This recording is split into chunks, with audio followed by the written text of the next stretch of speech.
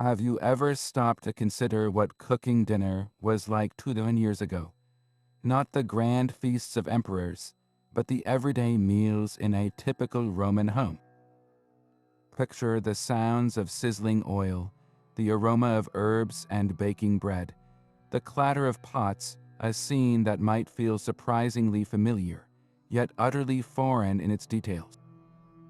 The ancient Romans, often celebrated for their engineering marvels like aqueducts and roads, brought that same innovative spirit right into their kitchens, crafting tools that weren't just practical but revolutionary. These weren't crude, primitive instruments. They were thoughtfully designed gadgets that streamlined cooking, preserved food, and even added flair to presentation, proof that the desire for efficiency and elegance in the kitchen is anything but new. What's truly remarkable is how these everyday objects open a window into Roman life far beyond the culinary. The tools a society uses to prepare and share food tell us about their values, their social structures, their economy, and their daily rhythms.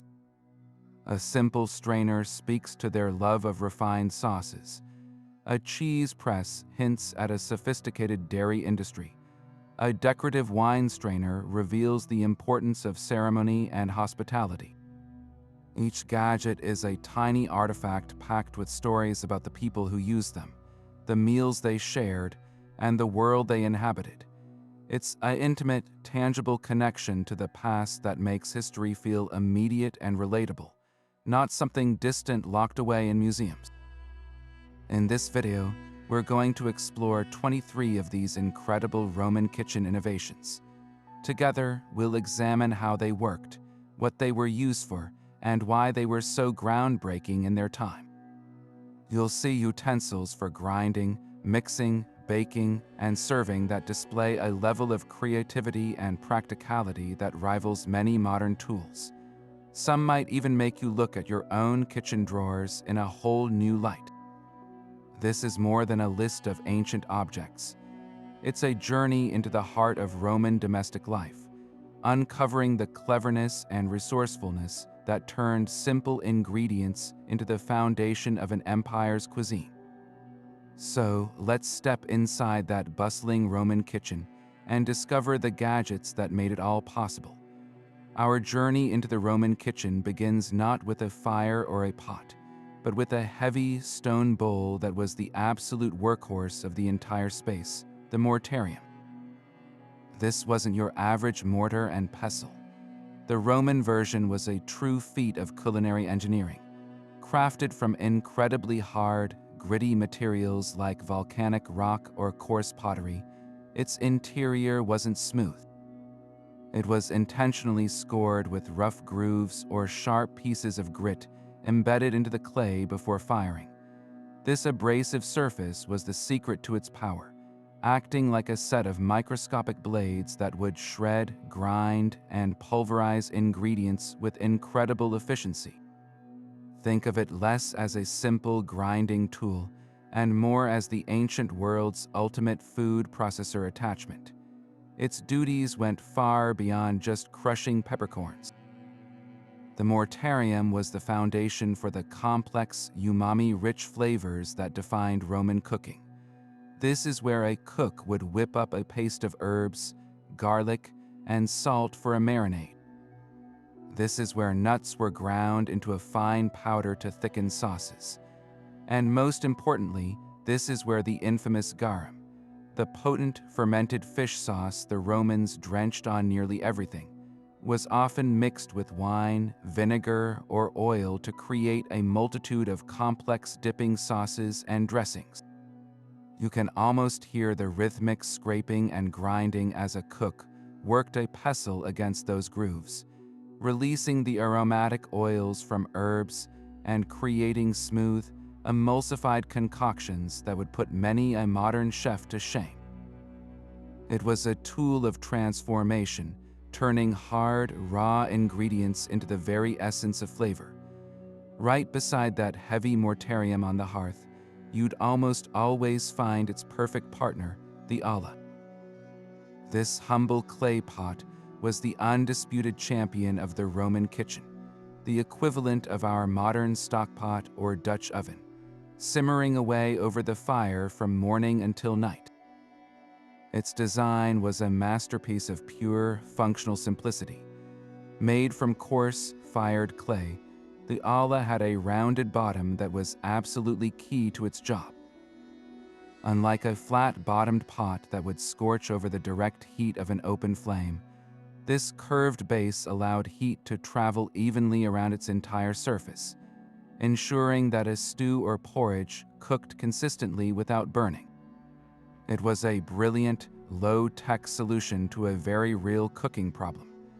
These pots came in a huge range of sizes, telling us a lot about the households that used them.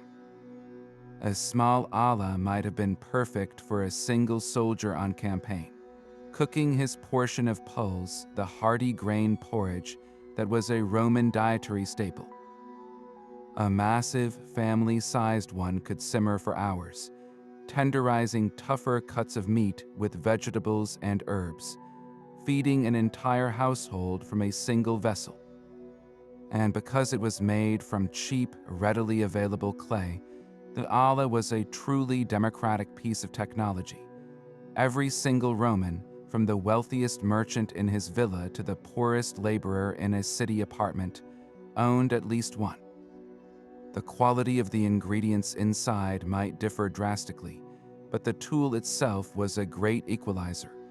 We can draw a direct line from the Roman olla to the heavy, enameled cast iron pots we prize in our kitchens today. Both are designed for slow, gentle cooking that coaxes deep, rich flavors out of simple ingredients. The main difference is the material. Our modern pots are built for durability and even heating on controlled stovetops, while the Roman version was designed for resilience in the unpredictable environment of an open fire.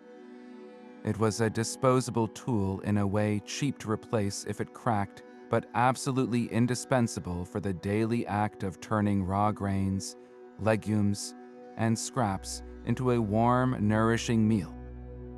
It wasn't just a container, it was a transformer of food and a cornerstone of Roman domestic life. Next up is a tool that would look perfectly at home in any kitchen today, proving that the simple joy of frying food is a timeless tradition. Meet the sartego, the Roman frying pan. Far from a crude iron disc, these pans were carefully designed for both function and, surprisingly, for fashion.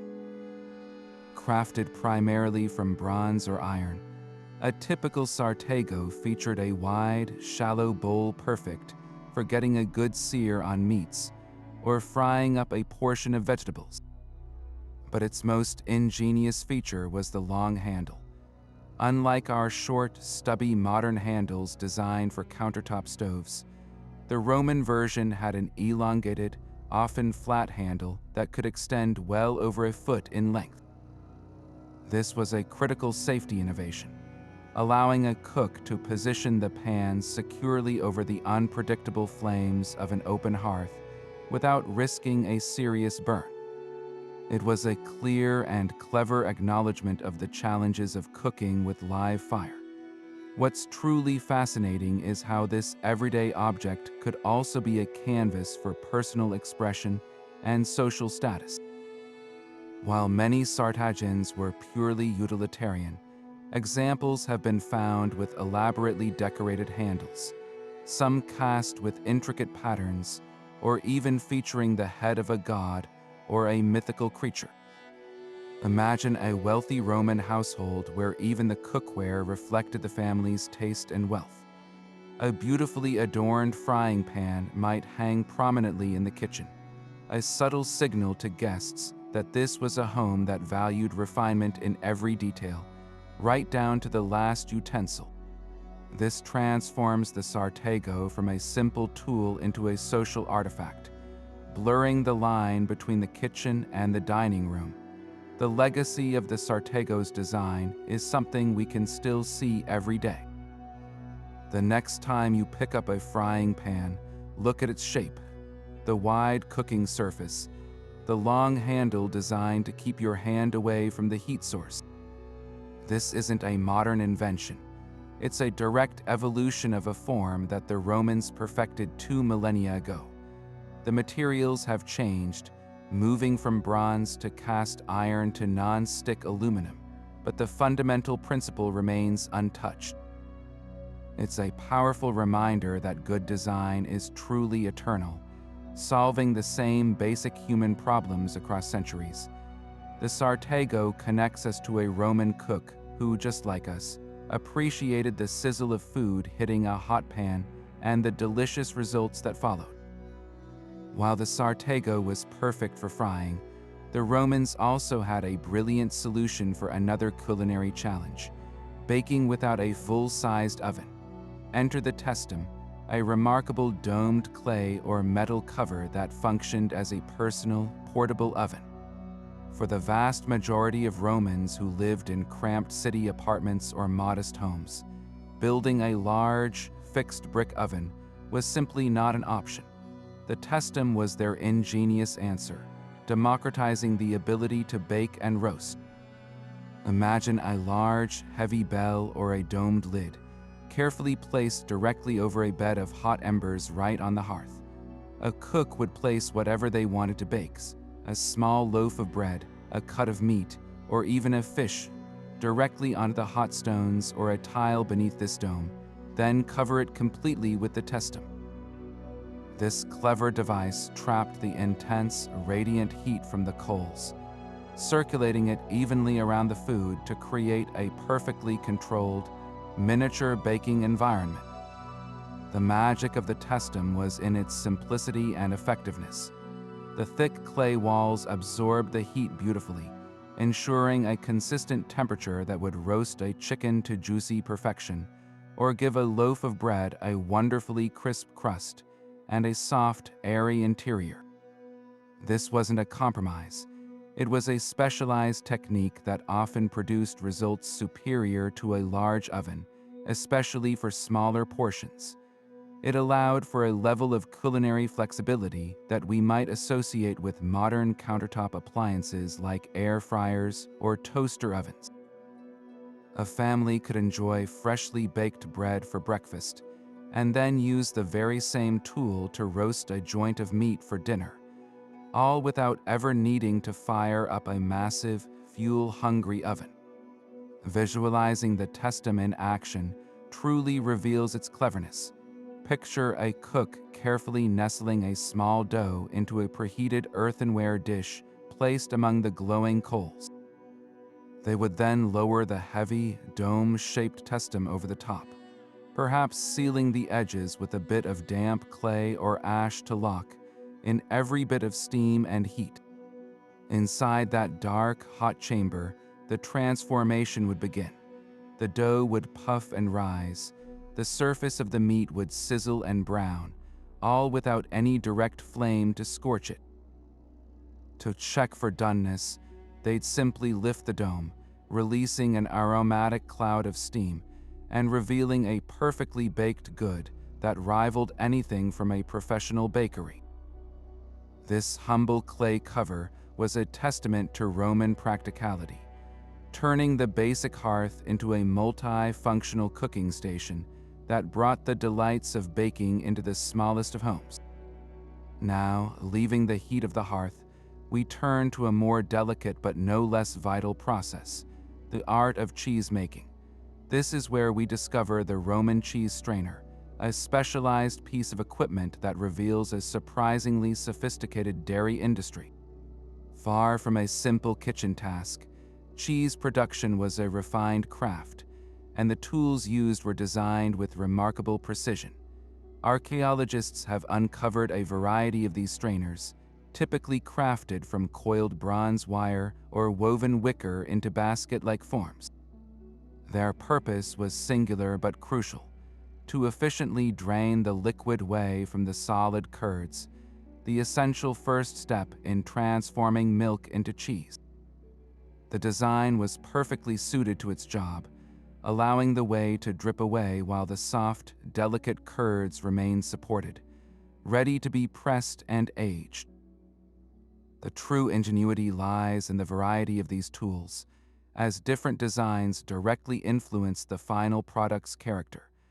A strainer with a very fine mesh would create a tight, dense curd, perfect for producing a hard, salty cheese similar to modern Romano or Pecorino cheeses that could be grated over dishes and had a long shelf life, making them ideal for soldiers and long-distance trade. Conversely, a strainer with a more open weave might be used for a softer, looser curd, resulting in a fresh, spreadable cheese akin to ricotta or a soft farmer's cheese, likely consumed more locally and quickly. This variety of specialized equipment proves that Roman cheese making wasn't a single, monolithic process. It was a nuanced craft where the tool itself helped dictate the texture, flavor, and even the intended market for the final product. This level of specialization points to a much larger economic story. The Romans didn't just make cheese for their own pantries. They built an entire industry around it. Historical records and archaeological evidence, including amphorae stamped with dairy farm identifiers, show that Roman cheese was a major export commodity, transported across the empire in those distinctive clay jars. Regions like the Po Valley in northern Italy were renowned for their cheese production, supplying legions on the distant frontiers of Britain and garrisons along the Rhine. The humble cheese strainer, therefore, is more than a kitchen gadget. It's a tangible link to a vast commercial network. It represents the work of countless farmers, artisans, and merchants who turned a simple agricultural product into a staple food that helped fuel and unite an empire, demonstrating an organizational and commercial sophistication we often don't attribute to the ancient world. Moving from the small-scale precision of cheesemaking, we encounter a tool of immense power and economic importance that was truly the backbone of Roman cuisine and commerce, the trappetum. This was no mere kitchen gadget. It was a massive stone olive crusher, a piece of agricultural machinery that transformed entire landscapes and fueled an empire. The design was a masterpiece of mechanical ingenuity, consisting of two large, concave stone basins set into a sturdy stone or mortar base, with a central pillar supporting a heavy, horizontal crossbeam. Attached to this beam were two enormous, hemispherical crushing stones, each weighing hundreds of pounds.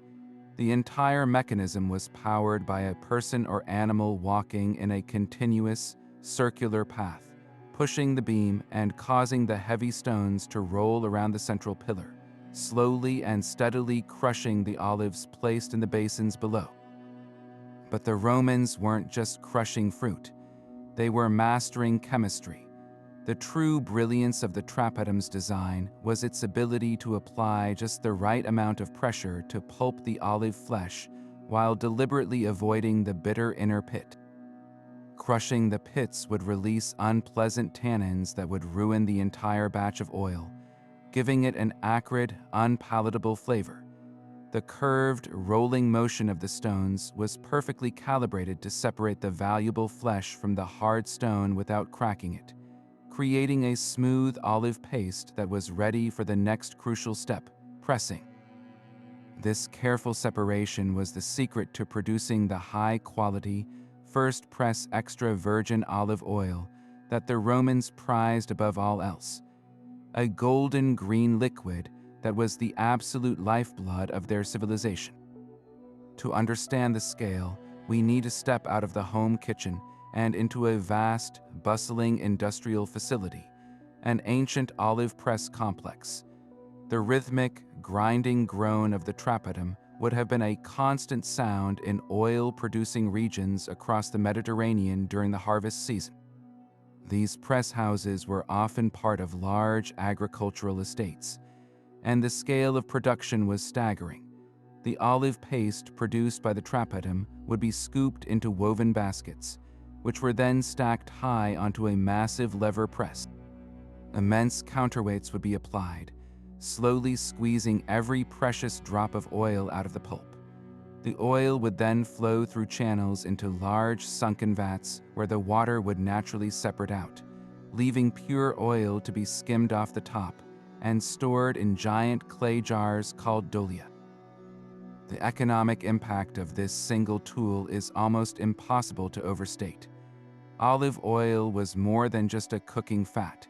It was a fundamental pillar of the Roman economy, a source of lighting fuel, a base for perfumes and medicines, and an essential element of personal hygiene in the baths. Major production centers in places like modern-day Spain and North Africa operated these presses on an industrial scale, with their oil being shipped across the known world in distinctive, torpedo-shaped amphorae. These ceramic jars, often stamped with the producer's mark, have been found in archaeological sites from the rainy borders of Scotland to the deserts of Egypt, silent witnesses to a truly global trade network that was built, in many ways, upon the humble olive and the massive stone crusher that processed it. While the giant trapettum defined commercial production, the desire for fresh oil reached down to the domestic level as well. Smaller, hand-operated versions of the crusher, often made from wood and stone, have been found in the remains of wealthier urban homes and smaller farmsteads. These allowed a family to process their own olives from a small grove, ensuring a private supply of the finest, freshest oil for their own table. This duality, the massive industrial machine and the smaller home version, perfectly illustrates the Roman world. It was an empire built on both grand, organized industry and deeply personal, household self-sufficiency, with the trapettum serving as a critical technological link in a chain that stretched from a single tree to the farthest reaches of the ancient world. After the immense, grinding power of the trapettum, we shift our focus to a tool of elegant refinement, one that moved the process from the noisy press houses to the quiet intimacy of the Roman dining room. Meet the column, a sophisticated wine strainer that reveals just how seriously the Romans took their drinking experience. Far from simply pouring wine from an amphora into a cup, Roman wine service was a careful, almost ceremonial process, and the column was an essential instrument in ensuring the final product was perfectly pure and presentable. This wasn't a crude sieve. It was a specialized filter, typically crafted from finely woven bronze mesh or sheet bronze, pierced with hundreds of tiny, precise holes. Its purpose was to catch the natural sediment and impurities, bits of beeswax from the sealed amphora, resin used as a preservative, or simply the dregs from the bottom of the jar that would otherwise cloud the wine and create an unpleasant, gritty texture in the drinker's cup. The design of these strainers often transcended mere utility to become a true art form. Many surviving examples are not just functional discs of metal. They are miniature masterpieces of Roman metallurgy. The mesh basket was frequently set within a sturdy bronze frame, which itself was adorned with elaborately cast handles featuring mythological figures like Bacchus, the god of wine, or his playful followers, the satyrs and maenads. Some handles were shaped into elegant swans' necks or other animal forms, turning the tool into a display of wealth and cultured taste. Imagine a wealthy host at a formal dinner party, a convivium, personally straining the wine through this beautiful object before it was mixed with water and served to his guests. It was a performance of hospitality and sophistication, a silent signal that every detail of the meal, down to the clarity of the wine, had been attended to with the utmost care. This meticulous filtration was deeply connected to Roman drinking customs and their very definition of quality. The Romans almost never drank their wine straight. It was considered barbaric and overpowering. Instead, They mixed it with warm water in a large bowl called a cratera, a practice that required a wine free of distracting sediments to achieve a pleasing, clear appearance. A cloudy or gritty wine would have been seen as the mark of a careless host or a cheap, inferior product. The column, therefore, was the guarantor of a premium experience. It ensured that the wine, once blended with water, was visually appealing and smooth on the palate, allowing the drinker to fully appreciate its flavor and aroma without any unpleasant textural surprises. Examining close-ups of these ancient strainers in museums today, one can't help but be impressed by the intricate patterns of the holes, often arranged in beautiful concentric circles or geometric shapes. This level of detailed craftsmanship, applied to a simple kitchen and dining tool, speaks volumes about the Roman worldview. It demonstrates that for them, the line between the functional and the beautiful was often blurred. An object used for the everyday act of straining wine was worthy of being made not just well, but exquisitely. The column is a perfect artifact that encapsulates the Roman ideal, a marriage of practical engineering and artistic expression, ensuring that even the most routine aspects of life could be conducted with grace and refinement. From the grand industrial press to the intimate ceremony of the wine strainer, we now turn to a tool that bridged the gap between the simmering hearth and the dining couch, the simpulum. This elegant serving ladle was far more than a simple utensil for transferring food. It was an instrument of both practicality and performance in the Roman dining experience. Crafted predominantly from bronze, and sometimes even silver for the most affluent households, its design was a masterclass in function. It featured a deep, rounded bowl, perfectly shaped for scooping up generous portions of thick stews, hearty lentil soups, or pulls from the depths of the olla.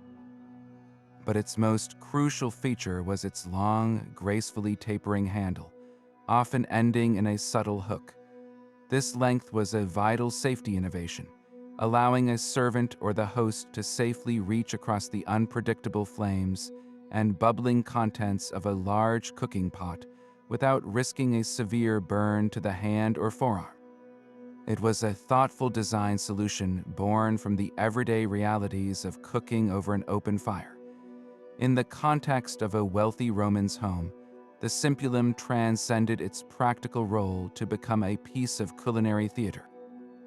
A formal Roman dinner party or convivium was as much about display and social ritual as it was about nourishment. The act of serving was a performance, and the tools used were part of the set dressing. A finely crafted simpulum, perhaps with a handle intricately decorated with a god's head or a mythical scene, would be used to ceremoniously ladle food into individual bowls in front of the reclining guests. This transformed a simple meal into a visual spectacle, a demonstration of the host's refinement and their command over a well-run household. The ladle itself became a symbol of hospitality and abundance, its gleaming metal catching the flickering light of oil lamps as it moved from the communal pot to the individual dish, reinforcing the social bonds of sharing a meal. This connection to Roman dining culture is vividly captured in the art they left behind. Frescoes from Pompeii and intricate mosaic floors often depict scenes of lavish banquets, and in these detailed representations, the simpulum makes frequent appearances.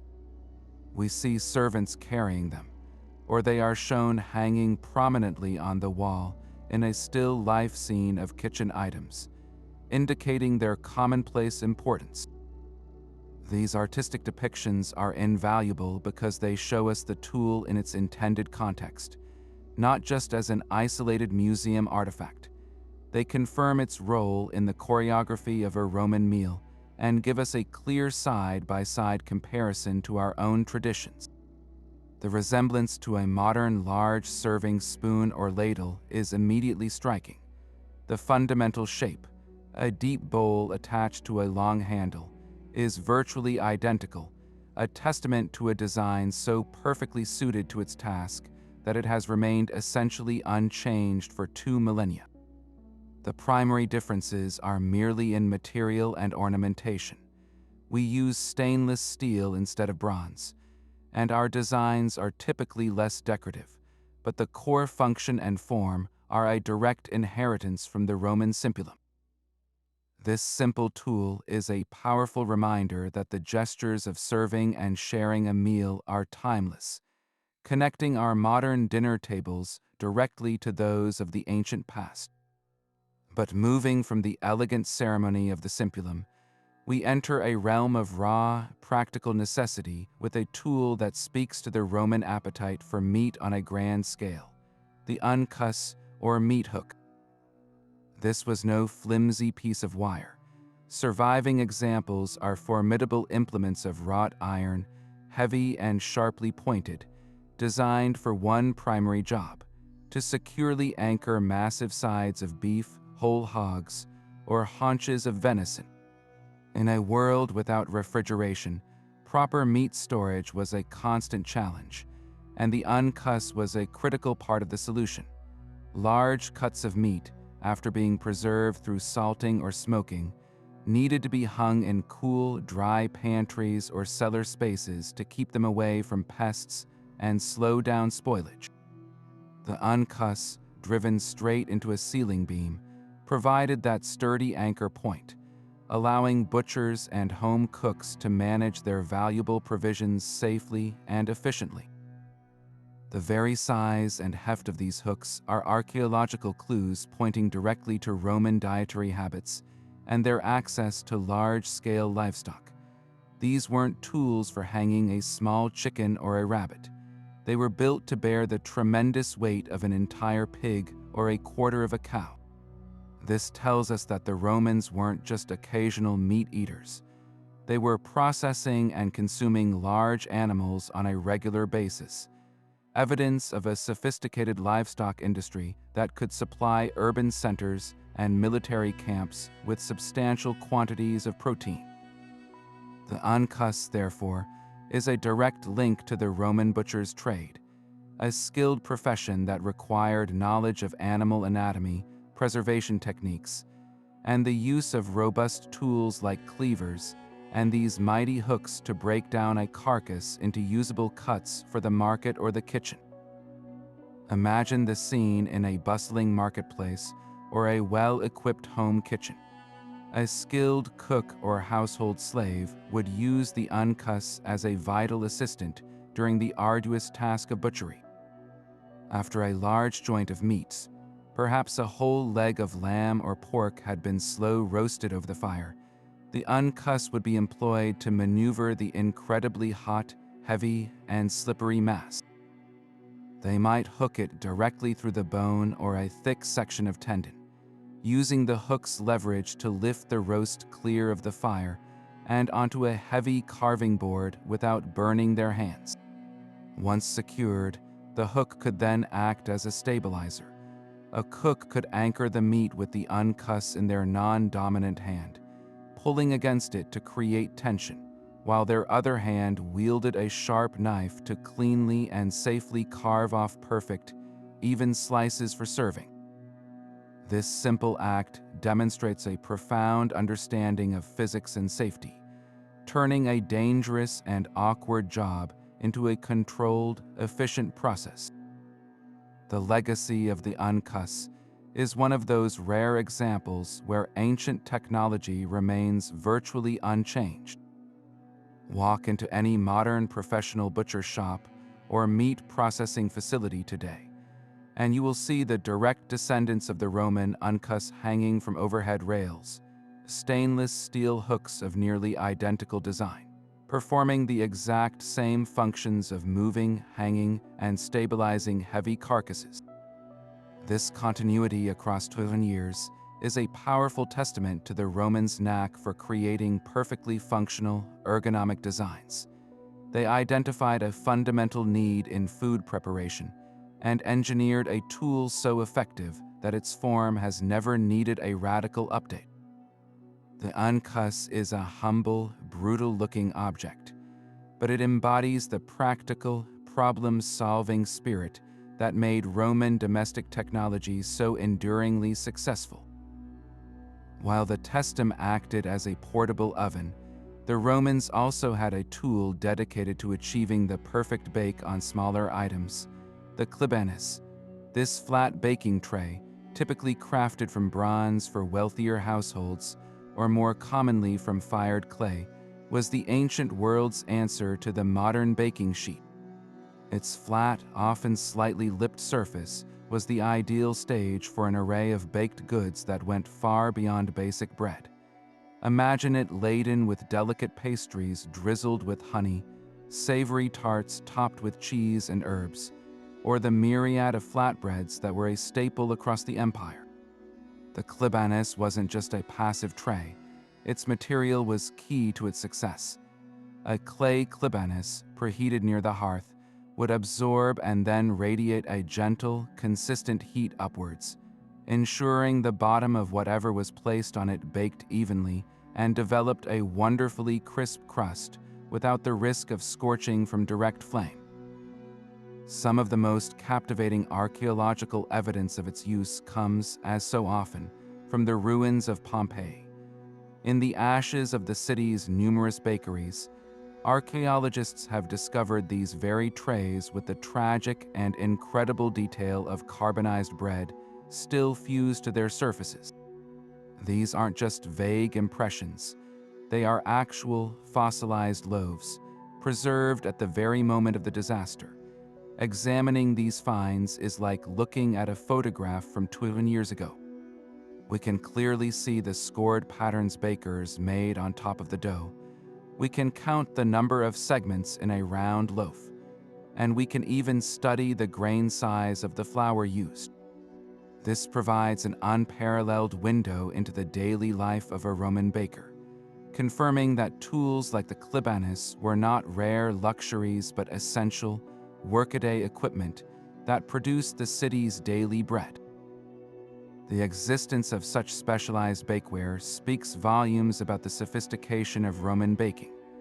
The use of a clibanus allowed for a level of consistency and quality control that would have been difficult to achieve by placing dough directly on a hot stone or the floor of an oven. A baker could slide multiple trays into a large brick oven at once, each holding a standardized batch of product, and rotate them for even baking. This efficiency was crucial for supplying the dense urban population of a city like Rome, where most people purchased their bread from commercial bakeries rather than baking at home. The clibanus, therefore, is a symbol of both culinary art and commercial industry, a tool that helped transform baking from a domestic chore into a professional craft that fed the masses. Now, if you were to step into that bustling Roman kitchen, amidst the hanging meats and simmering pots, your hand would inevitably reach for the most fundamental and personal of all culinary tools, the coulter or knife. This was not a single, universal instrument, but a diverse set of blades, each honed for a specific task, reflecting a level of specialization that would feel remarkably familiar to any modern chef. The most common kitchen knife was a straightforward iron blade with a simple wooden handle, a workhorse tool for the endless daily prep of chopping vegetables, disjointing poultry, or mincing herbs. But the Romans also crafted specialized blades, including a clever push knife design, where the blade was set at a right angle to the handle. This allowed a cook to bear down with the full force of their palm, making quick work of chopping through piles of hardy root vegetables or herbs without straining the wrist, a clear precursor to the rocker-style knives we use today. For the wealthiest Romans, even this everyday object became a powerful statement of status and taste. Extravagant versions of the coulter have been discovered, crafted from the finest steel with handles of intricately carved ivory, gleaming bone, or even polished precious woods inlaid with silver or bronze wire. These were not merely tools. They were display pieces, perhaps brought out at a dinner party for the host to ceremoniously carve a roast at the table, impressing guests with both the quality of the cutlery and their own culinary skill. This duality tells a compelling story about Roman society, a world where practical necessity and lavish display could exist side by side, even in the simple act of slicing a loaf of bread. The efficiency of any blade, from the humblest iron knife to the most ornate showpiece, depended entirely on one unassuming yet vital companion, the sharpening stone. Archaeologists frequently find smooth, water-worn stones in kitchen contexts, their surfaces often worn into a distinct concave shape from years of rhythmic, circular motion. The constant maintenance of a sharp edge was not an occasional chore but a daily ritual, as essential as lighting the fire.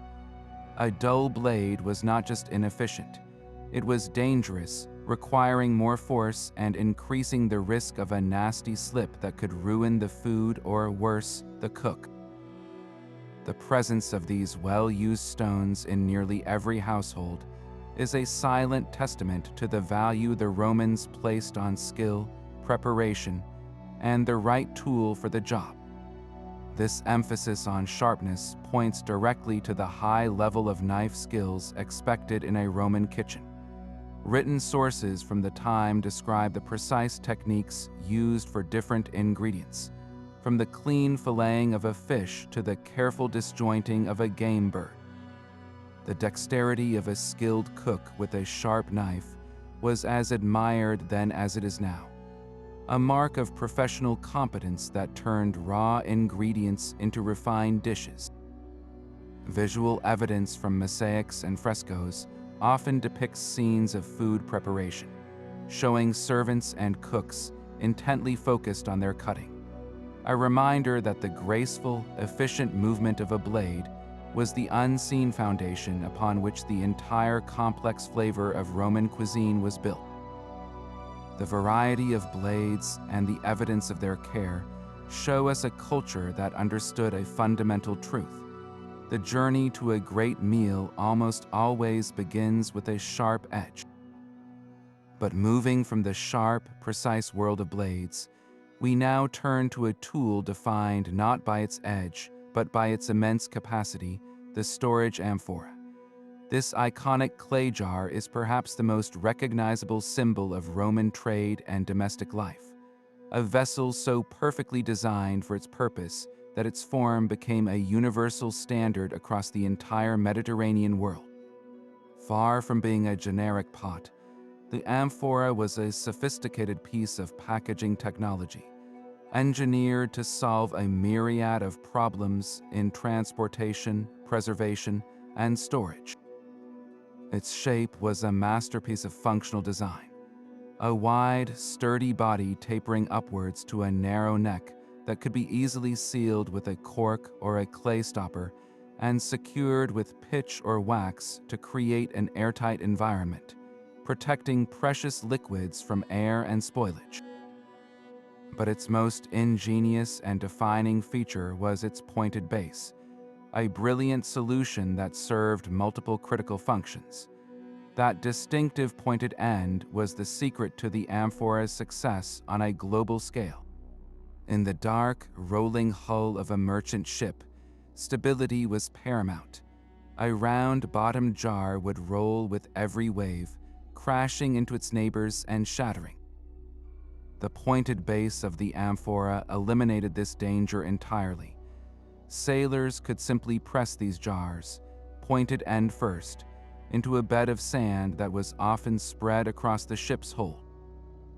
This instantly secured them upright, creating a stable, interlocked cargo that could withstand the violent motions of a sea voyage. This same feature made them perfect for long-term storage in a pantry or cellar.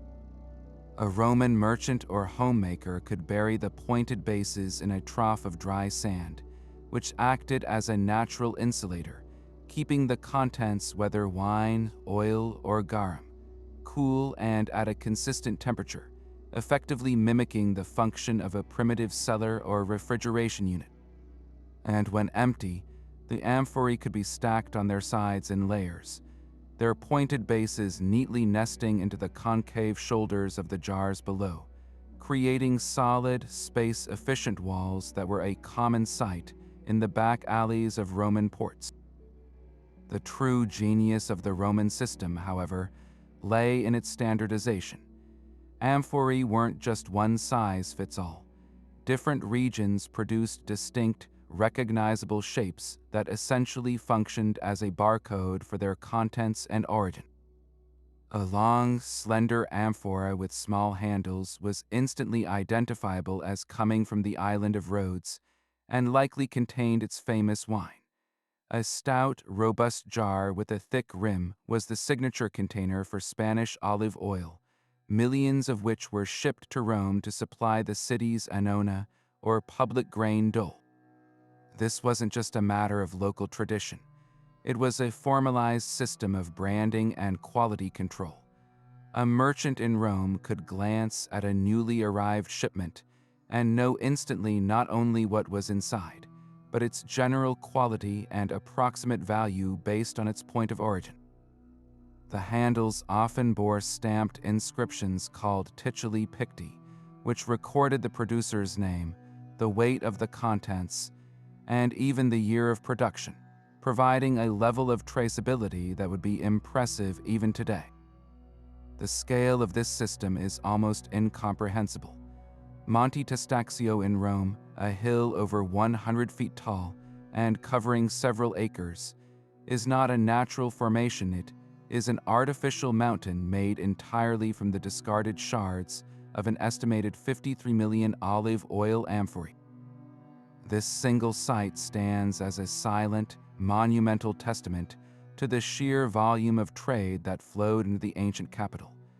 Every broken piece represents a journey of hundreds of miles, from an olive grove in southern Spain, across the treacherous Mediterranean Sea, and up the Tiber River to feed and fuel the largest city the world had ever known. The amphora was the humble, indispensable workhorse that made this entire economy possible.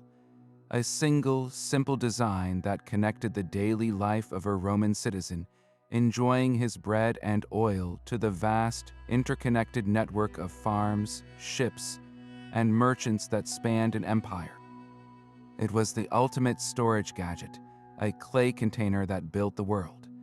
After the rugged strength of the uncus and the sprawling utility of the amphora, we come to a tool whose delicate form and familiar function might just be the most surprising of all: the radula, the Roman grater.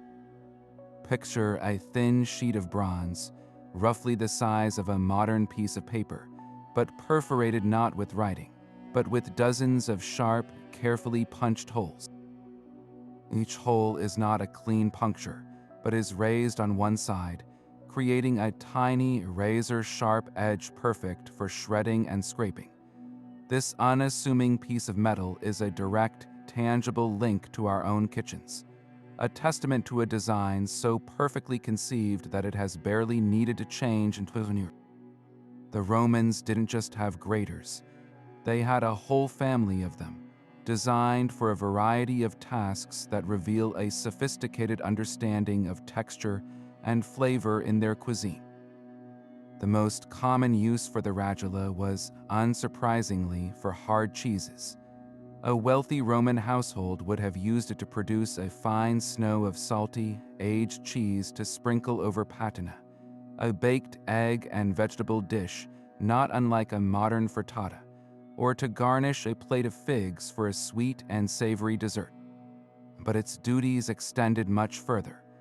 Cooks would use a coarser grater to break down nuts like almonds or walnuts into a course meal, which was then used as a thickening agent for rich, luxurious sauces or as a crunchy topping. Perhaps most ingeniously, they would grate stale bread into fine breadcrumbs, creating the essential component for coating and frying foods. giving them a crispy, golden exterior that we would instantly recognize today as a cooking technique called pulticula, a direct ancestor of our breaded cutlet or fish fry.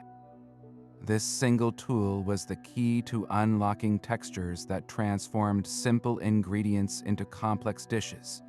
What truly brings the radula to life is the archaeological context of where they are found. These aren't artifacts exclusively unearthed in the ruins of massive villas. They are discovered in the carbonized remains of far more modest Pompeian apartments and in the settlements of Roman military camps along the frontiers of Britain and Germany. This tells a powerful story about the democratization of Roman taste.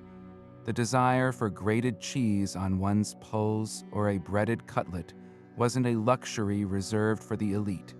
It was a widespread culinary preference that spanned all levels of society. A simple bronze grater was an affordable piece of technology that allowed even a common soldier stationed at Hadrian's Wall to enjoy a touch of textured, refined cooking, a small taste of Mediterranean sophistication in a very foreign land. It's a humble object that speaks volumes about the spread of Roman culture and dining habits across the empire. Holding a modern box grater next to an image of an ancient Roman radula is an almost eerie experience. The design principles are identical: a metal sheet perforated with raised, sharp holes to create a cutting surface. The Roman version might be a flat sheet meant to be held in the hand or placed over a bowl, while ours is often folded into a box shape for stability and safety, but the fundamental technology is unchanged. The materials have evolved from bronze to stainless steel, and manufacturing has moved from hand punching to precision machinery. Yet the end result performs the exact same function in the exact same way. This is one of the most striking examples of technological continuity in history. It suggests that when the Romans found a solution to a problem, in this case, how to easily break down hard foods into small, consistent pieces, they perfected it on the first try. The radula isn't just a kitchen gadget. It's a perfect piece of design, a silent and enduring monument to Roman practicality that sits in our own kitchen drawers today, still performing its ancient duty with flawless efficiency.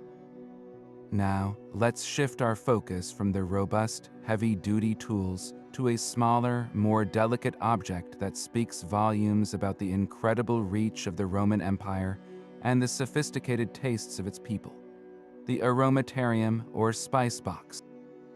In a modern kitchen, we might have a simple rack of jars for our spices, but for a wealthy Roman, this was unthinkable.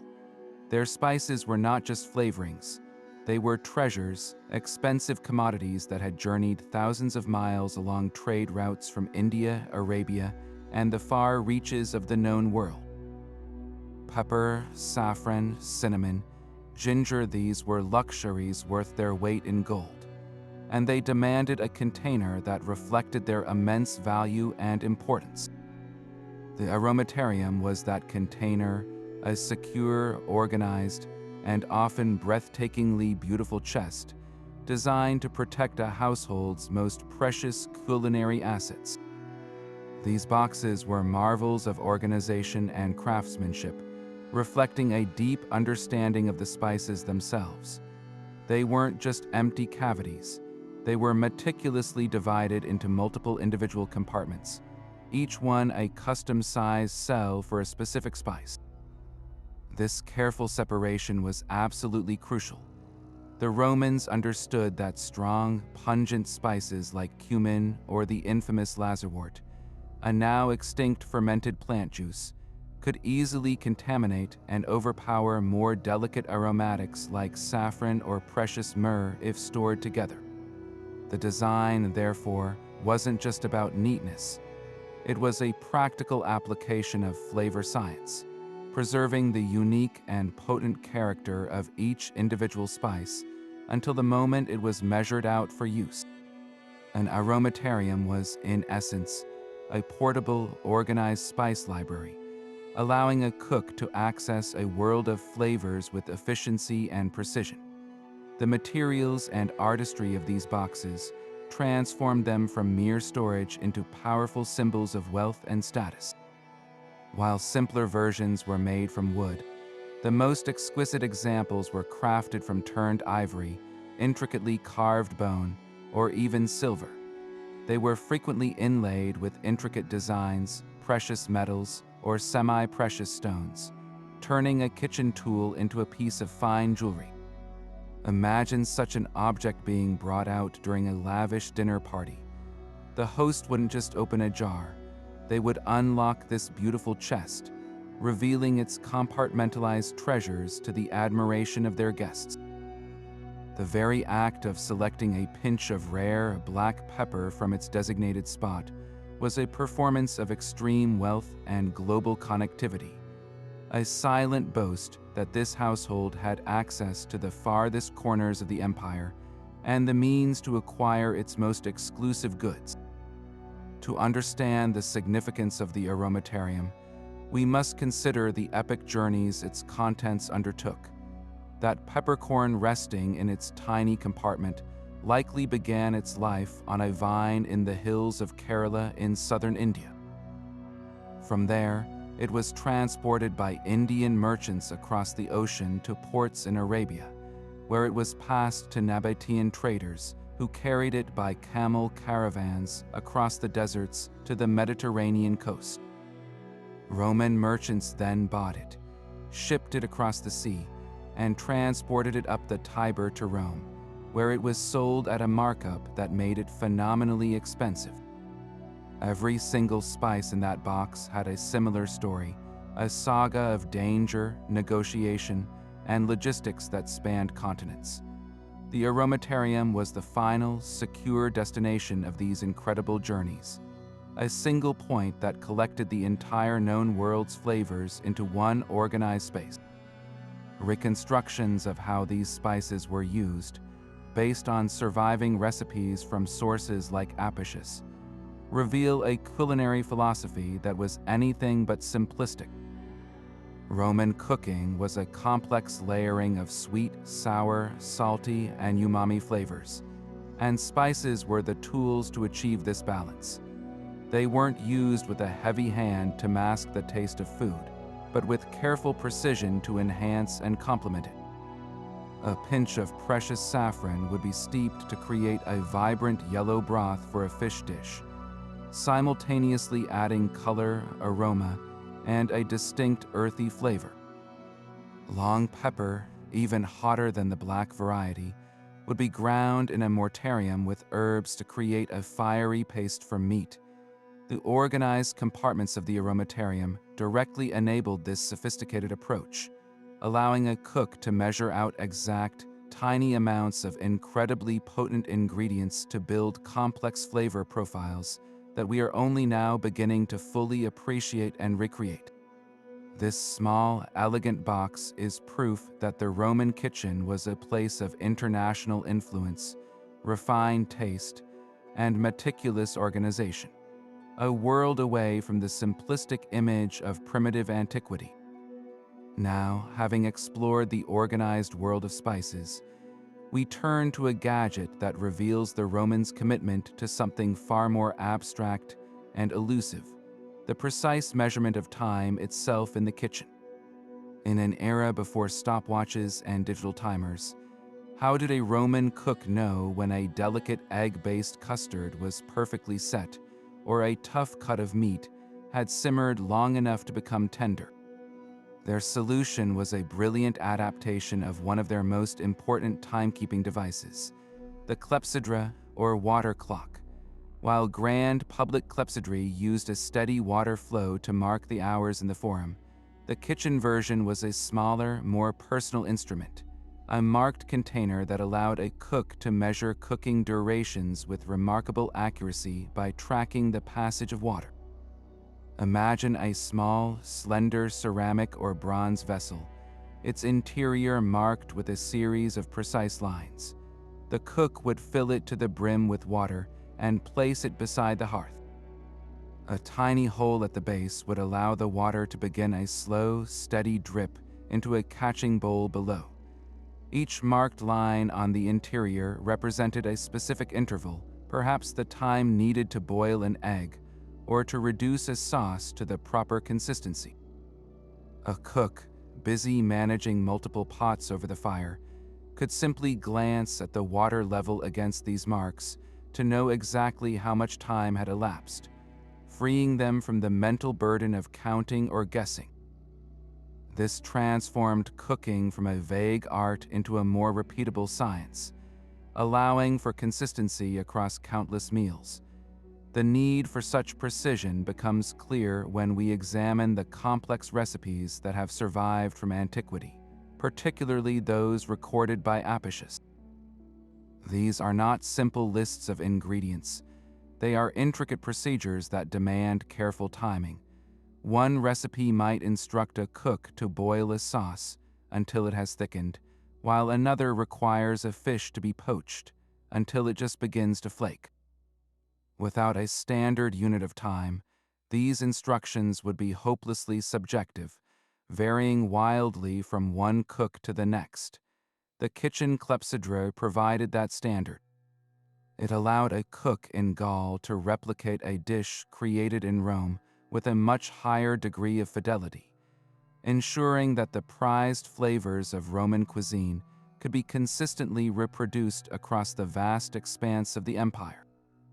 We can see this scientific approach in action through modern experiments with replica water clocks. Enthusiasts and historians have crafted these devices based on archaeological finds and followed Apicius's recipes to the letter, using the dripping water as their only timer. The results are astonishingly accurate. A recipe for boiled eggs, timed by the clepsydra, produces eggs with yolks that are consistently set yet still creamy, a texture that requires precise timing even with our modern tools. This practical application proves that the Roman water clock was far from a crude estimate. It was a reliable, effective tool that produced genuinely superior culinary results, demonstrating a level of technological sophistication in the domestic sphere that we rarely attribute to the ancient world. Moving from the precise timing of the clepsydra, we encounter a tool that embodies elegance and efficiency in equal measure: the ligula or strainer spoon. This ingenious utensil perfectly illustrates the Roman principle of combining multiple functions into a single, beautifully crafted object. Imagine a deep, bowled spoon, not unlike a modern ladle, but its bowl is not solid. It is a delicate mesh of finely punched holes or an open-work pattern of intricate designs. This simple yet transformative feature gave the ligula a dual purpose that was indispensable in the Roman kitchen and at the table. Its primary role was to skim the surface of simmering pots, deftly removing the scum and impurities that rose to the top of a long cooking stock or stew, ensuring a clear, clean final broth. But its duties didn't end at the hearth. This same tool would then be used to serve the meal, perfectly lifting boiled eggs, poached fruits, or tender vegetables directly from their cooking liquid and onto a plate, draining away every drop of water in a single, graceful motion. The craftsmanship of these spoons elevates them from mere tools to works of art. While simple iron versions existed for everyday use, the ligulae found in wealthier homes were typically cast from bronze or silver, with handles that terminated in breathtakingly detailed sculptures. It was exceedingly common for the end of the handle to be elegantly shaped into the head of a swan, its long neck curving gracefully, or a duck, its beak pointing downwards as if pecking at the surface of the soup. Other popular designs featured the fierce visage of a wolf or the playful antics of a fawn. These weren't arbitrary decorations. They were symbolic, often invoking gods of plenty like Bacchus or spirits of the household, bringing a touch of myth and protection to the simple act of serving food. The weight of such a spoon, balanced by its ornate handle, would have felt substantial and luxurious in the hand, a tangible expression of the host's refined taste. This wasn't an object meant to be hidden away in a kitchen drawer. The ligula was almost always part of a meticulously matched set of servingware, a visible symbol of a well-appointed Roman household. A complete set for a formal dinner or convivium would typically include the deep, bold ligula, the long-handled simpulum ladle, and various other serving spoons and forks, all crafted from the same material and featuring the same decorative motif on their handles. Seeing these sets displayed together in museum cases today, the consistency in their design is striking. It reveals a deeply ingrained sense of aesthetics and social ritual. The entire performance of the meal, from kitchen to table, was to be conducted with a harmonious and beautiful toolkit. Using a matched set signaled that every aspect of the dining experience had been carefully considered and curated for the guest's pleasure. Close-up examinations of these artifacts in museums like the British Museum or the Naples National Archaeological Museum reveal an astounding level of detail. On a silver ligula, you can see each individual feather meticulously engraved on the swan's neck handle. On a bronze one, the piercing of the holes in the bowl is so regular and precise that it rivals the mesh of a modern tea strainer. The wear patterns on these spoons are particularly telling. The high points on the animal figures are often polished smooth from 21 years of handling, while the intricate details in the recesses still remain sharp.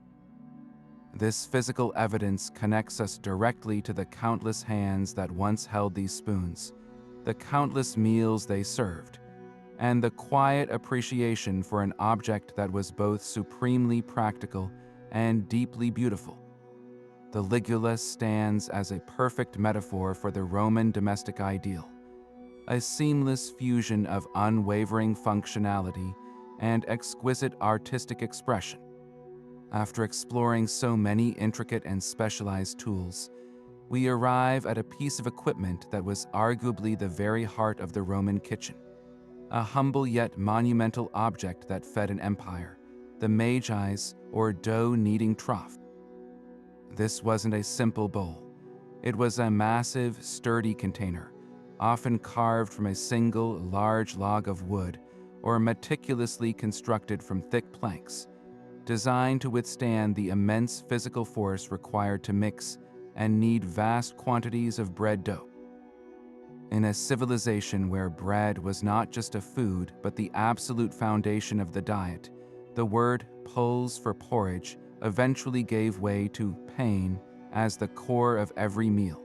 The Magi's was as essential as the hearth itself. Its sheer size is the first clue to its importance. These troughs were built on a scale that suggests baking was not an occasional activity but a daily, large-scale operation, even in a modest household.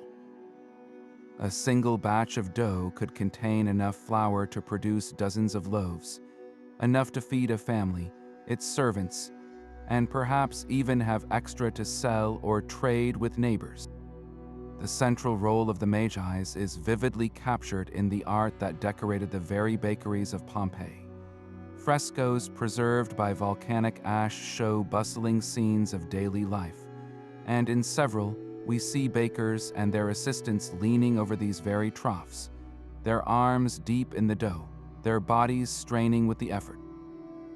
These images are not static portraits. They are frozen moments of intense labor. You can almost feel the rhythmic, pushing motion of the kneading, see the dusting of flour in the air, and hear the soft, wet sound of the dough being worked. This artwork confirms that the Magi's was the primary workstation, the focal point around which the entire baking process revolved. It was here that the simple ingredients of flour, water, salt, and leaven were transformed through skill and effort into the substance of life. To truly understand the physicality of this process, experimental archaeologists have built and used replica Magi's troughs to bake bread following exact Roman recipes. Footage of this work is mesmerizing and revealing. The baker doesn't just mix the dough, they use their entire body weight, leaning into the trough, pressing and folding the enormous, sticky mass with a rhythmic, almost dance-like motion. It is exhausting, skilled labor that takes strength and endurance, a far cry from the gentle pulse of a modern stand mixer. The wood of the trough itself becomes a partner in the process. Its slightly porous surface and the way it absorbs the warmth from the dough and the baker's hands create a unique microclimate that aids in fermentation. Watching this process, you gain a profound appreciation for the Roman baker's craft. This was a combination of brute strength and delicate understanding, knowing precisely when the dough had reached the perfect elasticity and was ready to be divided and shaped into loaves. This daily, physical engagement with their staple food created a deep, tangible connection between the Romans and their sustenance that is almost foreign to us today. The act of baking was not abstract. It was a demanding, time-consuming, and essential chore. The Magi's, therefore, stands as a symbol of that fundamental relationship. It represents the labor that went into every single loaf, the understanding that food security was not a given but something actively produced through daily effort. In a world without supermarkets or convenience, the Magi's was a guarantee of survival, a tool that turned raw grain into the energy that built roads, manned legions, and filled the city streets. Its worn, smooth interior, shaped by countless batches of dough and the hands of generations of bakers, tells a story of resilience, necessity, and the simple, powerful act of creating food from scratch. Hovering just above the roaring heat of the hearth, ensuring that a prized cut of meat roasted to succulent perfection, was the kochlier, a basting spoon of such elegant design that its form remains instantly recognizable to any modern cook. This was not a crude, oversized ladle. It was a precision instrument, typically crafted from bronze or iron, with a long, slender handle flowing into a deep, rounded bowl. Its entire design was a direct response to the challenges of open-fire roasting, where managing heat and moisture was a constant, delicate dance. A joint of meat suspended on a hook or laid on a spit over the flames was in perpetual danger of drying out, its precious juices evaporating in the intense heat. The kochlier was the solution, the primary tool a cook used to wage a constant battle against dryness, repeatedly scooping up hot fats, pan juices, or herbed wine mixtures, and showering them over the roasting meat in a continuous cycle. The true genius of its design is revealed in that elongated handle, a feature shared with the Sartego frying pan and the Simpulum ladle for the same vital reason, safety. Roasting required a cook to stand close to the fire for extended periods, repeatedly reaching over the licking flames and intense radiant heat to anoint the meat. A short handle would have been a recipe for painful burns. The extended reach of the kochlier allowed the cook to perform this essential basting maneuver from a safer, more comfortable distance, protecting their hands and forearms from the searing temperatures. This thoughtful ergonomic consideration shows a deep understanding of the cook's working conditions, prioritizing their well-being while ensuring the best possible culinary result. The rhythmic sizzle and dramatic cloud of aromatic steam that erupted each time the hot liquid hit the meat's seared surface would have been a familiar and satisfying soundtrack in any Roman kitchen. We know this tool was essential because Roman culinary texts, most famously the recipes attributed to Apicius, are filled with instructions that implicitly demand its use. Recipes for roasted boar, lamb, and poultry frequently call for the meat to be frequently moistened with its own rendered fats, or with a basting liquid of wine, vinegar, and ground herbs like lovage and rue. This wasn't a casual suggestion. It was the core technique for achieving the tender, flavorful roasts that were celebrated at Roman tables. The goal was to create a self-basting cycle. As the fat rendered out of the meat and dripped into a shallow pan placed beneath the spit, the cook would use the kochlier to continuously recycle those hot juices back over the top, each pass carrying dissolved flavors from the herbs and creating a richer, more complex crust on the exterior of the roast. The effectiveness of this ancient technique is confirmed by modern chefs and culinary historians who attempt to recreate these recipes. Watching a recreation, you see the entire process come alive. A leg of lamb, trussed and secured to a replica spit, begins to darken over the glowing embers. The cook, armed with a reproduction kochlier, diligently spoons the bubbling fat and red wine mixture from the dripping pan below, meticulously bathing the rotating meat. Over time, you can visibly see the transformation. The surface of the meat develops a deep, glossy, mahogany-colored glaze that is crackly and crisp, while the interior, protected and steamed by this constant basting, remains incredibly juicy and tender. The sound alone is a testament to the process, a satisfying hiss that promises flavor. This simple, repetitive action, enabled by a single, perfectly designed tool, was the absolute key to unlocking the kind of luxurious, mouth-watering roast that could be the centerpiece of a Roman feast, proving that the fundamental principles of good cooking are truly timeless. Moving from the grand, theatrical tools of the dining room to a much smaller, more personal gadget, we find a tool that perfectly embodies the Roman knack for simple, effective mechanical solutions: the nux, or nutcracker. In a world without packaged, shelled nuts, accessing the rich, nutritious meat inside a hard walnut or hazelnut was a genuine challenge, one that could easily result in smashed fingers or pulverized nuts. The Roman solution was a beautifully straightforward piece of forged iron, a lever-operated contraption that looks remarkably like a pair of pliers with a crucial difference. Instead of flat gripping jaws, the arms ended in two opposing concave cups, perfectly sized to cradle a nut without crushing it. A gentle squeeze would focus immense pressure on the shell at a specific point, cleanly cracking it open while leaving the precious kernel inside largely intact. This was a tool designed not for brute force, but for precision and control. The widespread use of such a specialized tool tells us that nuts were far from an occasional snack in the Roman world. They were an integral, versatile component of the cuisine, valued for both their nutrition and their flavor.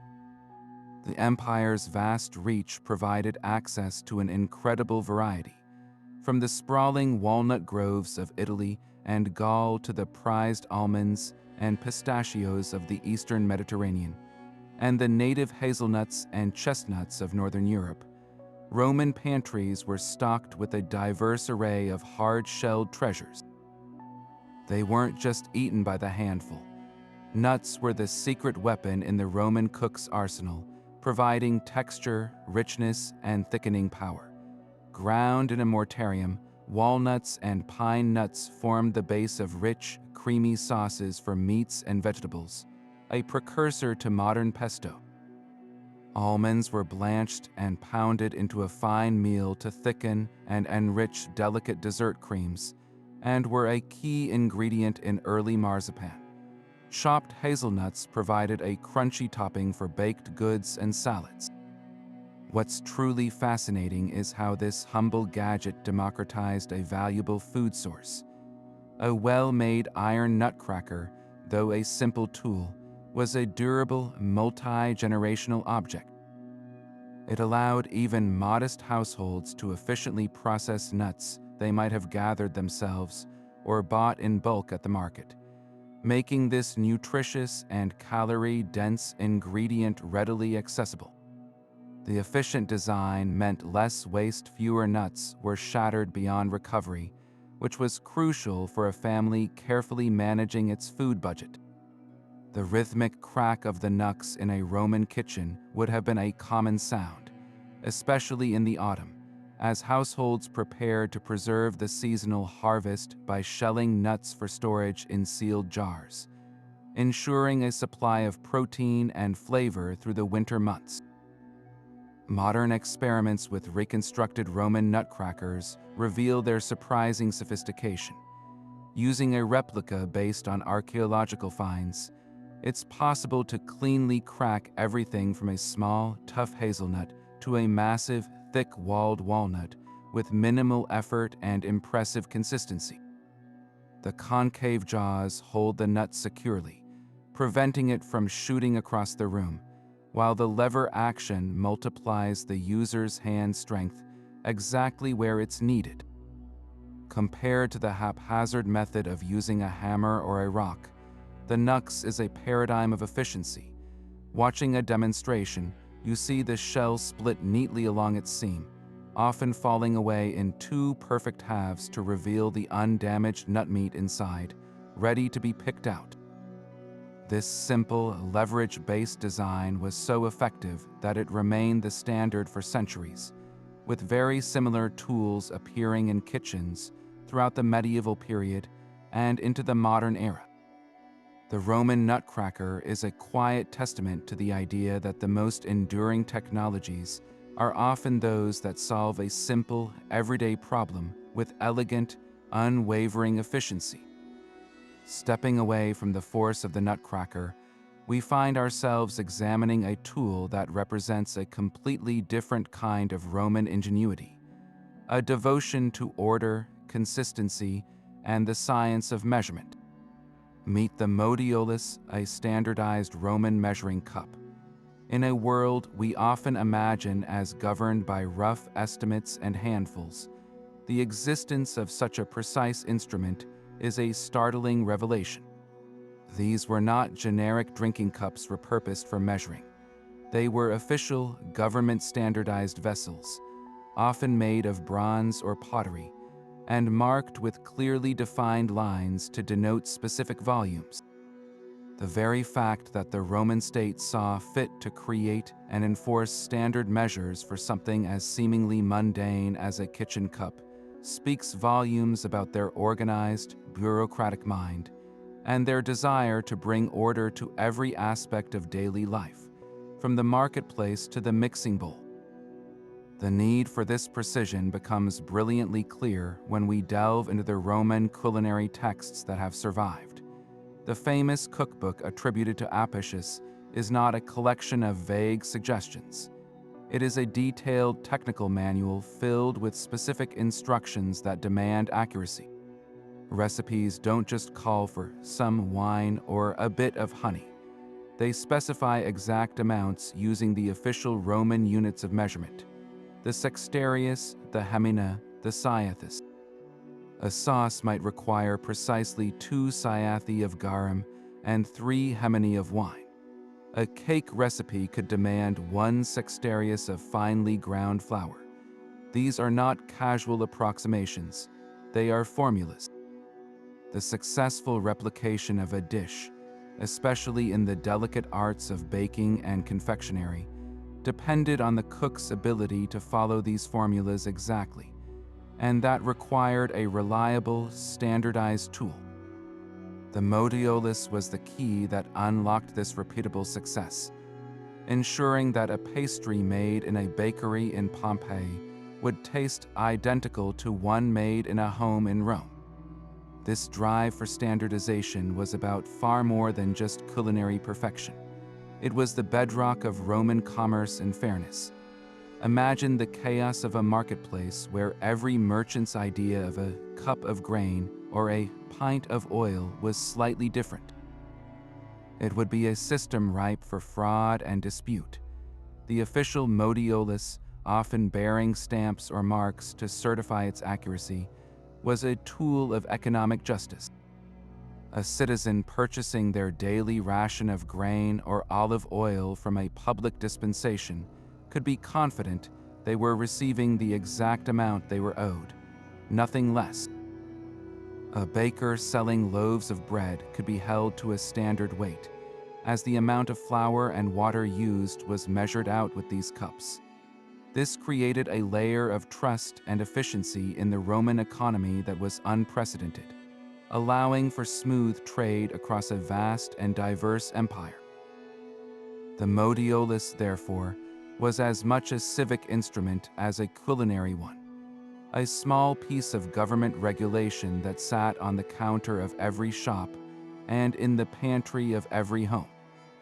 The most striking moment of recognition comes when you see a Roman modiolus side by side with a modern Pyrex measuring cup. The resemblance is almost uncanny. Both feature a stable base, a handle for a secure grip, and a clear, easy-to-read set of graduated lines marking different volumes. The primary difference is the unit of measurement etched into the side, Latin versus metric, but the fundamental concept is identical. This isn't a case of parallel evolution. It's a direct line of descent. The Roman principle of precise, volumetric measurement for both liquids and dry goods was so logically sound and practically effective that it never needed to be replaced, only refined with new materials and more precise manufacturing. Holding a replica modiolus feels familiar in a way that few ancient objects do. Its purpose and its genius are immediately understandable to anyone who has ever followed a recipe. It's a powerful reminder that the Roman desire for order and clarity, so evident in their laws and their roads, extended right down to the simple act of measuring a cup of flour, connecting their disciplined world directly to our own. Now, let's turn from the precise measurements of the modiolus to a tool that embodies the fiery, immediate, and utterly delicious world of Roman street food, the veru or skewer. This wasn't just a pointed stick. It was a long, sturdy iron rod, the essential instrument of the popina, the Roman equivalent of a fast food joint. While wealthy households dined on multi-course meals, the bustling streets of Rome and every other major city were fueled by the quick, affordable, and aromatic offerings cooked on these simple skewers over open braziers. The veru was the key that unlocked a world of flavor for the common citizen, the soldier on a break, and the merchant in a hurry, serving up sizzling, portable protein that was the ancient precursor to the modern kebab or shish tawak.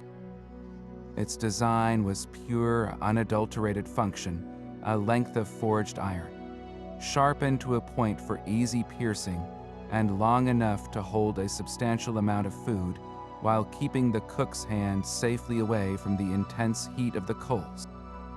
The incredible prevalence of this tool is stunningly confirmed by the archaeological record in Pompeii.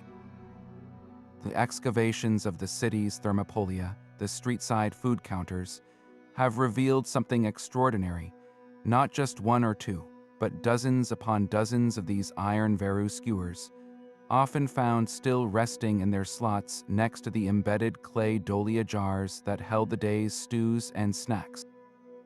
In one particularly famous thermopolium on the Via della Bendanza, a whole cluster of them was discovered exactly where they were left on that fateful day in 79 AD, a silent but powerful testament to how central this cooking method was to the city's daily life. The sheer number found tells us that business was booming. These were not occasional tools, but the primary equipment for a high-volume trade, used and reused constantly throughout the day to meet the relentless demand of a hungry, mobile populace. The magic of the veru was in its simplicity and speed. A vendor would thread cubes of cheaper, flavorful cuts of meat, likely pork, mutton, or chicken, alternating with onions, chunks of leek, or perhaps even dried figs on the skewer. The entire assembly was then laid over the glowing charcoal of a countertop brazier.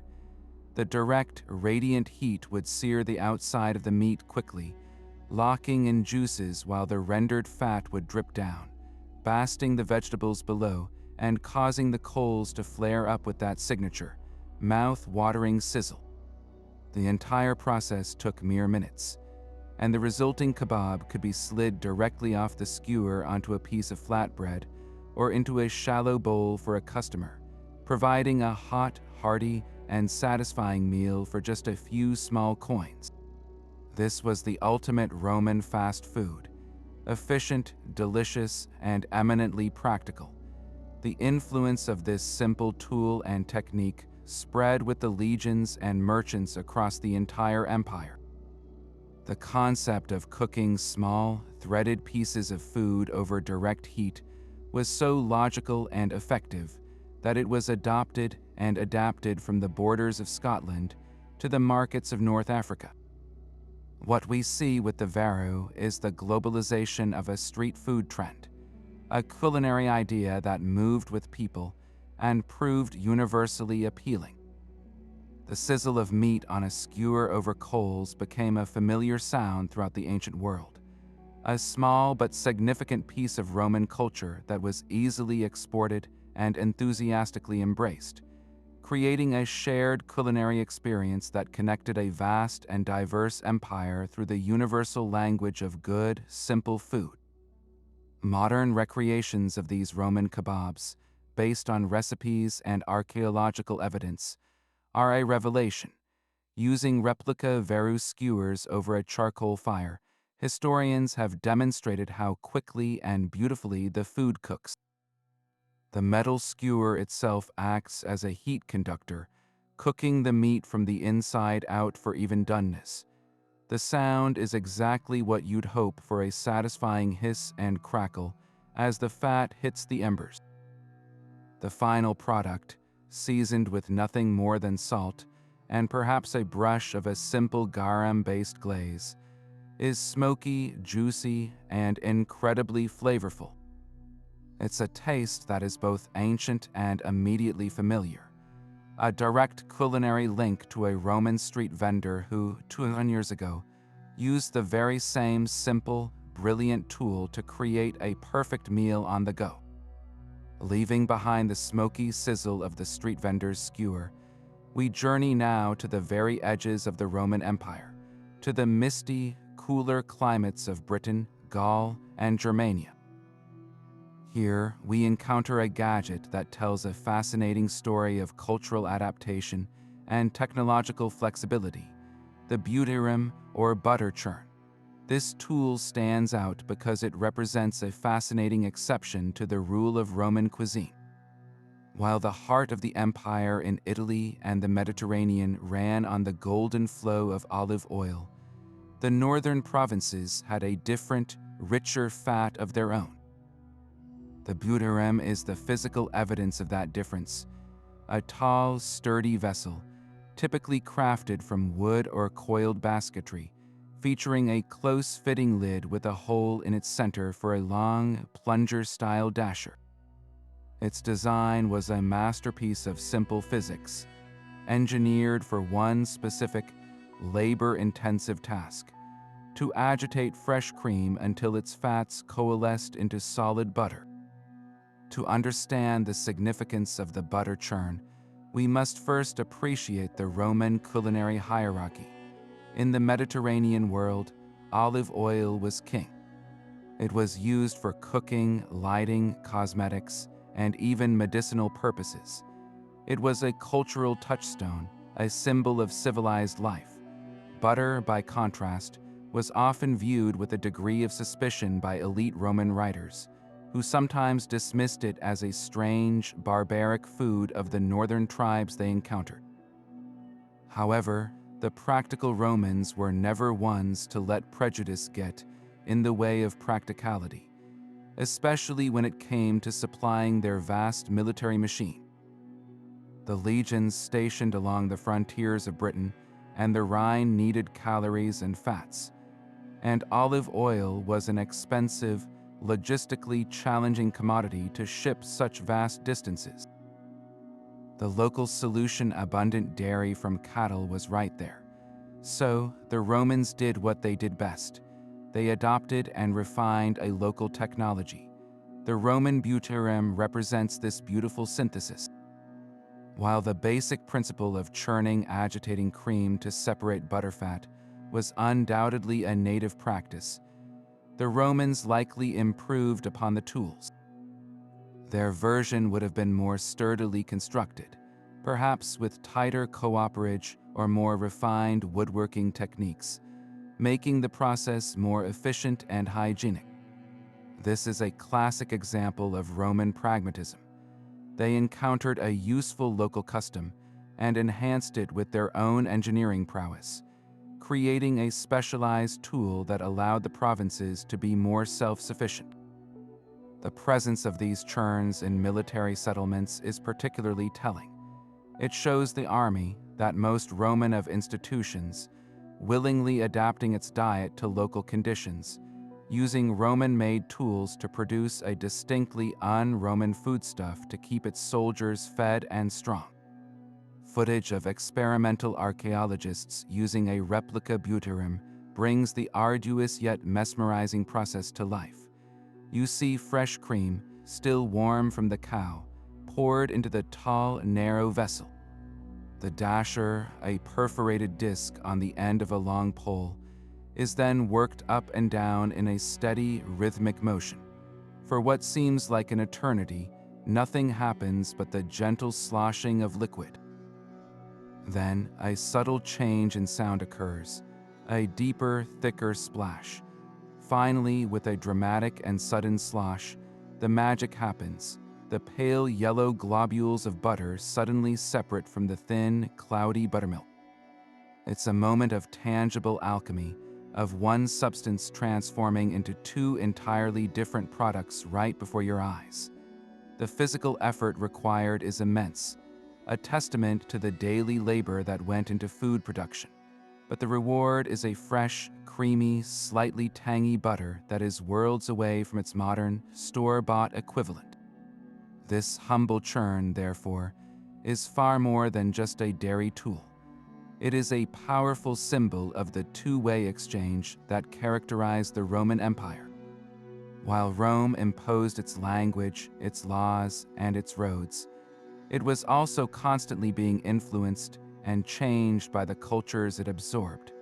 The Mortarium shows us that Romanization wasn't a one-way street of Mediterranean habits replacing local traditions.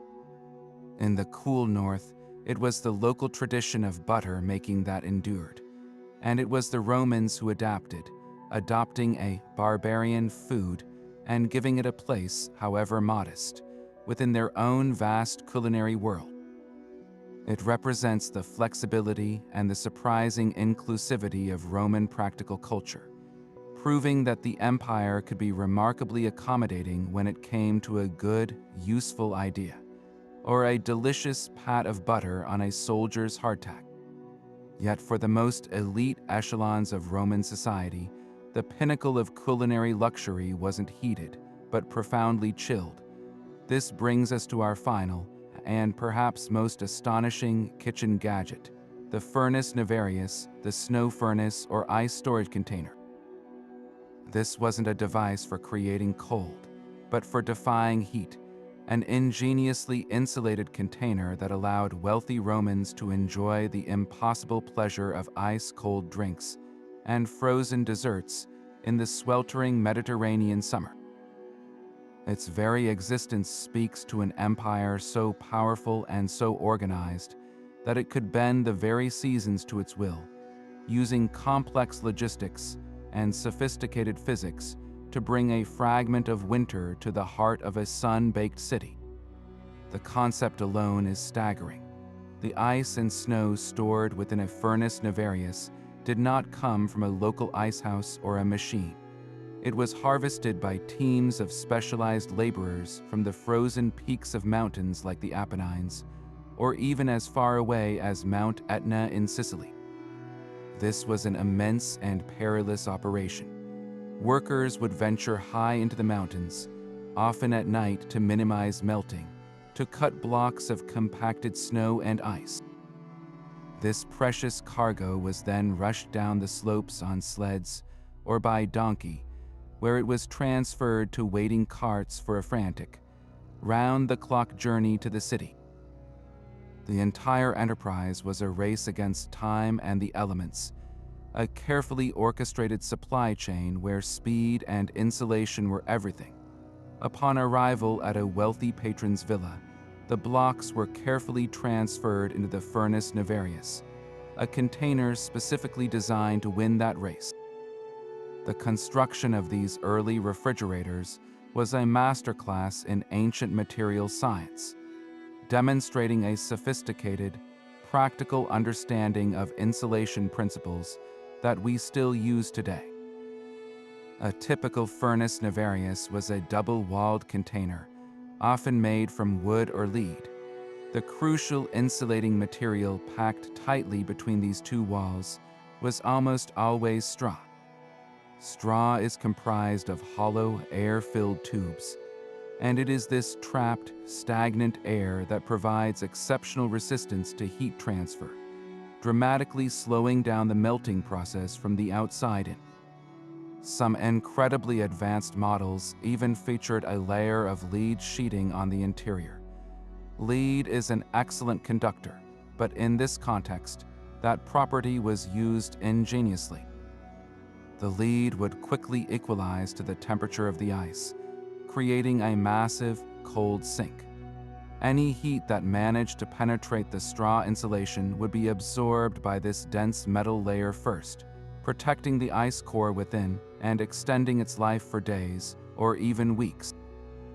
Within the cool, dark recesses of this container, a world of elite culinary delights was made possible.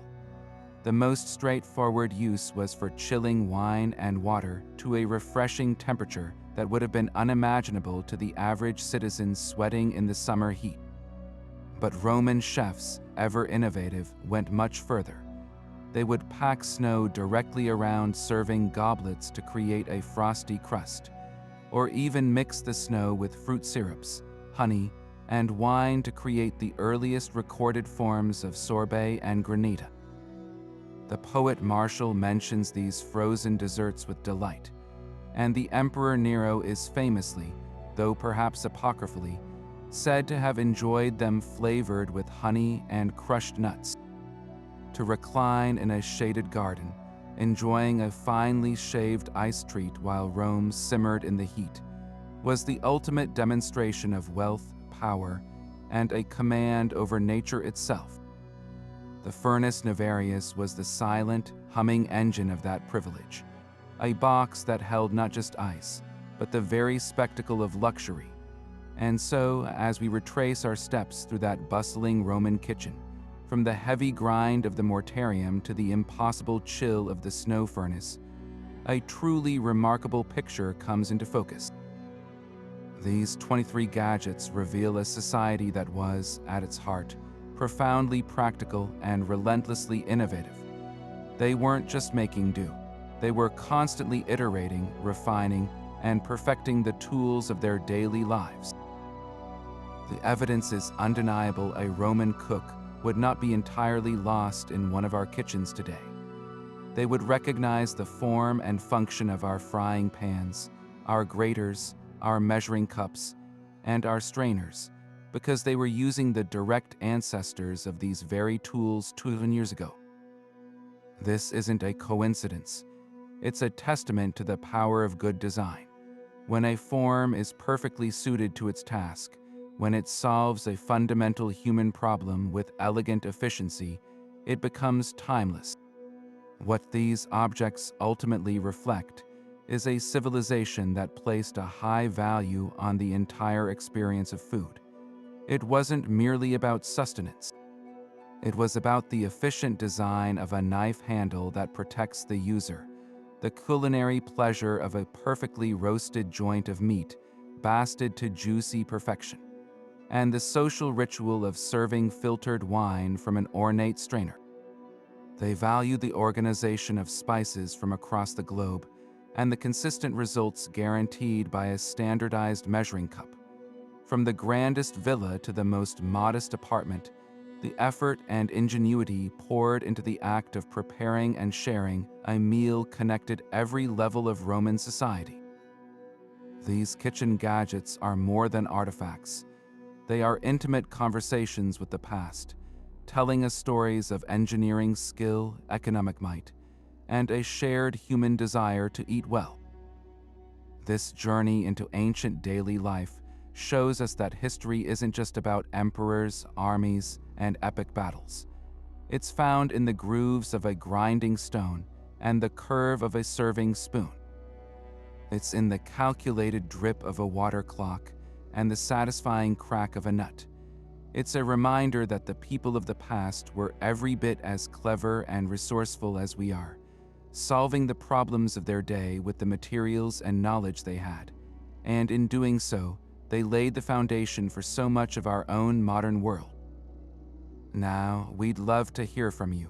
Looking over all these incredible innovations, which ancient Roman kitchen gadget would you most want to see in your own kitchen today?